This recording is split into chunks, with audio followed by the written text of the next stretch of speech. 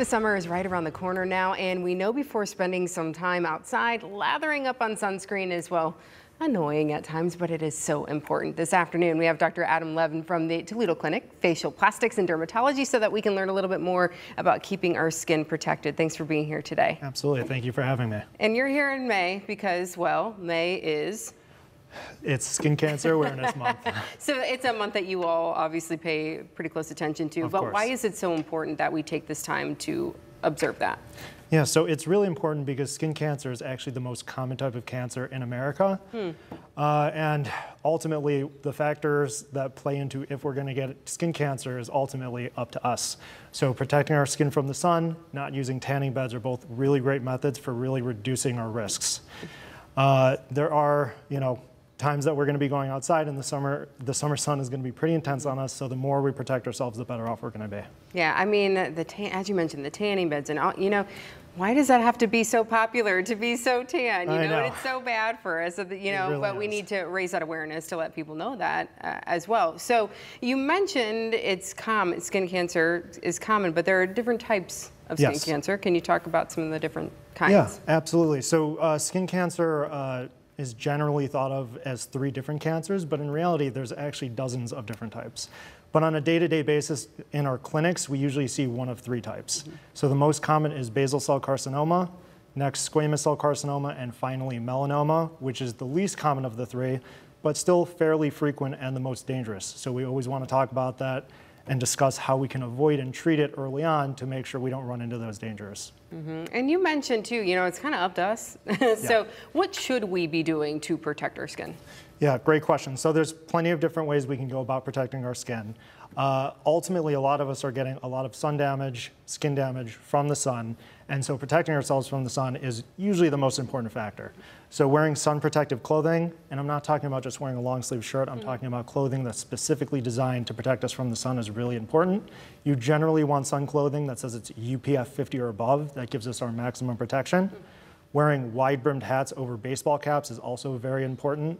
Baseball caps, unfortunately, don't protect us as much as we would like. We think it covers our whole face. In reality, it just covers a little triangle on our face, and that's about it. And then finally, of course, sunscreen, the thing that nobody really likes to reapply every 2 hours, is extremely important.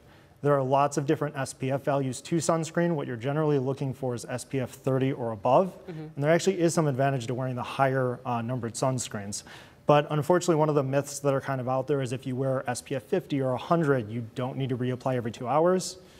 The reality is you still want to reapply it every 2 hours, otherwise it's not going to remain effective. And one little caveat onto that, if you're going to be in a body of water, so if you're going to be in the pool, if you're going to be sweating excessively, make sure you get water-resistant sunscreen and actually reapply it every 80 minutes while you're in the water or while you're sweating, because otherwise it can wash off and it's not effective anymore. Right, and you're out in, open sunshine, really. And I love that you mentioned the baseball caps, and because we're going to be outside at our kids' baseball games or whatever sport they're playing, and you're just sitting and they're essentially baking. So really great tips about the clothing too, because that wasn't a thing, a number of years ago. So it's nice that now that is readily available for people to get that clothing that can protect our skin. It is, and it used to be a lot harder to get, but now you can find it on a bunch of online shops, in stores, and the newer versions of them are really nice. They're really thin, so you don't overheat when you're wearing them, even if you're wearing a long sleeve version or sun pants too. Wonderful. So what are some of the things that we should be looking for? I know there's something called the ABCs.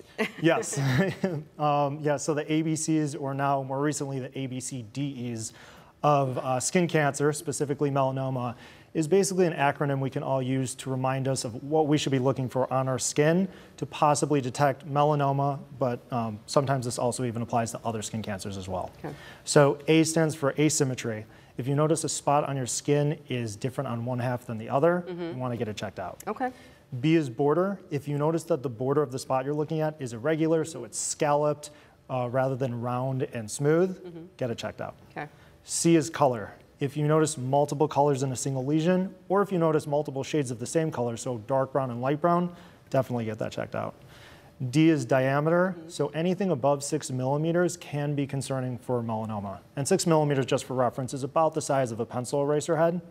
But just because something is less than 6 millimeters doesn't mean it's not melanoma by default. So if the spot you're looking at has one of the other characteristics I already mentioned, still make sure to get it checked out. Okay. And then finally, E stands for evolution, and that's kind of a multi-part that we grouped the rest of everything into. It's basically any new spot that hasn't been there before, or any spot that's growing or changing, and it can be changing in color, size, or shape.